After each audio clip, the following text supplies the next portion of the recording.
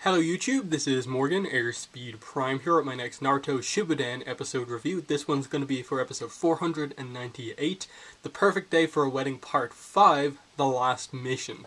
So this time around we get a Kiba and Shino focused episode, though it is more so Shino than Kiba, and kind of, I suppose, the impact that Kiba has on Shino.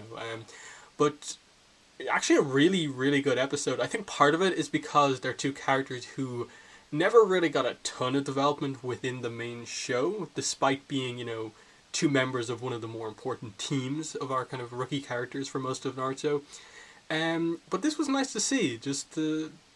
Yes, we're still on the whole idea of them all getting wedding presents for Hinata's wedding. But this one had more impact because obviously Hinata is their teammate. Like Team 7 with Naruto, Sakura, and Sasuke has to some degree always been apart, but they're all in positions where realistically they are going to still remain a team. But they're very much setting up here that Team 8 is going to be separated once Hinata does get married, that their team won't really be together after this point. And they want to make sure they get a good present for Hinata because she is such a good member of the team. So that was a nice thing to see, just that their dedication was because of their teammate, and seeing them both go to Kurenai and see them interact with Mirai. That they were all nice kind of moments to show that even though like Kurenai as such isn't really their like mentor figure anymore, she was with them enough that they're just close to the family, and kind of seeing her kind of recommend basically what they should get for Hinata for the wedding was just very, very nice to see. It was a really kind of lovely kind of moment seeing them all interact. Seeing Mirai a little bit more, her thing where she mixes up like Kiba and Akamaru's names and stuff like that it was very cute, because we obviously haven't seen a ton of Mirai within the series, especially now that she's able to like talk and speak and stuff like that.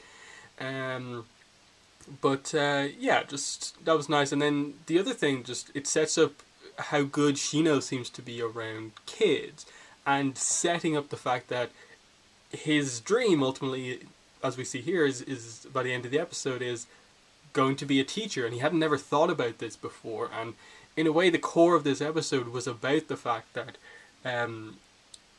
most people around Shino kind of have a dream, something they're striving towards, building towards, but he doesn't. The only thing he had ever had was just, oh, I'll be with Team 8 forever, but because of the upcoming wedding, that wasn't going to happen. So he had these doubts about the fact that it was the final mission and what he was going to do afterwards. What is his dream? And I thought in that sense they actually constructed this plot, this character arc actually quite well, with him meeting the kids and them asking him, like, what's the first step to, like, kind of realizing my dream? And him having to realize that and then portray that back to the kids at the end, and Iruka seeing this kind of interactions between the kids. And these are the three kids who were kind of acting out in, like, I think it was the first episode of this arc. Those three kids who are like the bad kids of the group, and just ending it with the whole idea of like, because Shino has been the calm one around the bad kids of his generation, he knows how to handle effectively the new kind of batch of them as well. Just seeing him kind of look forward and remember like younger Kiba, younger Naruto, and him knowing that like he's interacted with them and stuff like that. So a lot of really nice moments like that, in the sense of like a lot of these episodes have been very random at times. They very much emphasized humor. This one I felt just actually emphasized good character development. Admittedly for a character who hasn't had much, but it was actually quite good just seeing him, because of like the beekeeper guy that he meets, because of Iruka, and because of the interaction with the kids, realize that actually I had never thought about it, but being a teacher actually, yeah, that actually seems like something I'd like to do. And just that as like a final bit of development to set up where Shino is going is actually quite nice. And then with Kiba, you obviously have him continue to go on about like how he wants to be Hokage, and it's always been a little bit of a joke because he's always just been the other guy from Naruto's generation who wants to be Hokage, but we see that it is actually something he strives towards, that just him having this goal of wanting to to some degree at least be in consideration for to be Hokage at some point, makes him become better.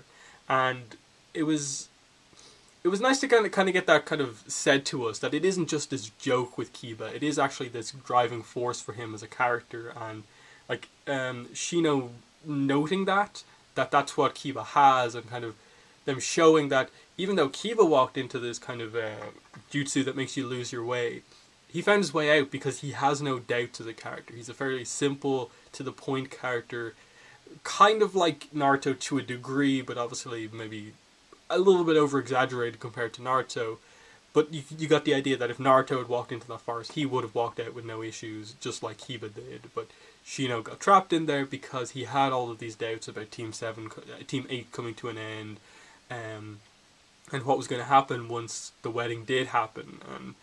And in that sense, we got a little bit of action seeing Shino use his kind of insect jutsu to kind of create shapes for the kids, and then also get the better of this kind of beekeeper guy, who, I don't think was a particularly amazing character, but just represented kind of, I suppose he was meant to represent what Shino perhaps could have become if he had just stayed rooted in the past and didn't try and move forward like everyone else around him.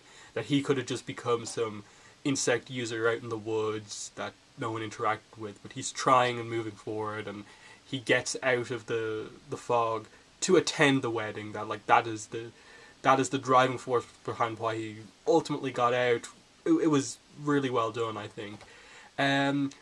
Going back to Kiba, they also introduced Tamaki to us again. Now, we have met her before. It was in one of those kind of transitionary periods early on when Team Heavy formed, and Sasuke brought them to Granny Cat, and they met Tamaki. She was there just in the background, and it was nice to see her come back here.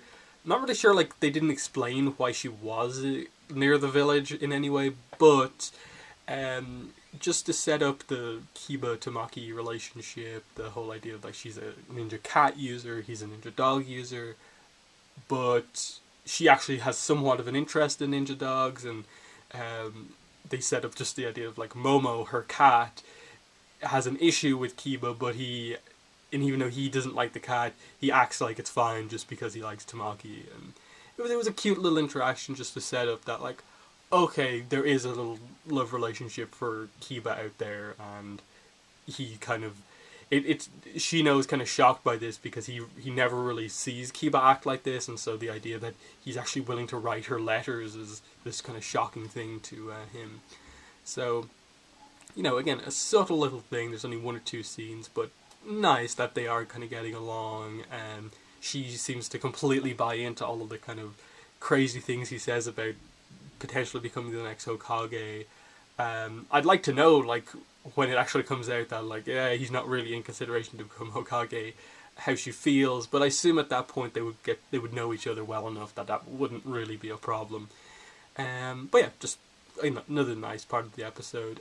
So yeah, that's basically all of this episode. I really, really did enjoy this one. It kind of surprised me how much I did actually like it.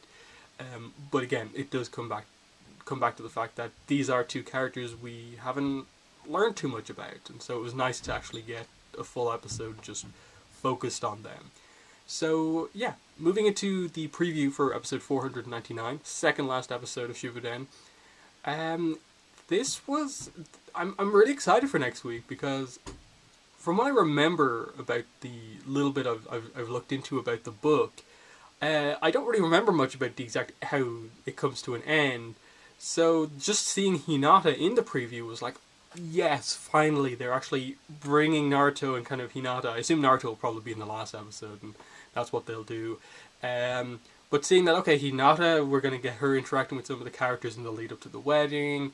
I don't think it's going to... It doesn't seem to be a Hinata-focused episode, more Kakashi and how he's dealing with the fact that, as the Hokage, he basically has to, organize all of the specifics about how the wedding's actually going to happen, and he's obviously... The whole setup for this arc has been the people who give the worst presents can't attend the wedding, so he has to make these decisions, and I assume it's just going to build up to all this stress that's on Kakashi. He's going to talk to Tsunade for advice. Hinata's going to talk to Kakashi and be like, I hope all the planning's going well. And he's going to be like, oh no, I need to make this perfect because this is like one of my main people, Naruto's wife-to-be. I have to make this perfect for her. So I think we could get some really fun stuff with Kakashi in the next episode, and of course seeing Hinata is nice. And then hopefully, like they said 11 days to go at the end of this episode to the wedding.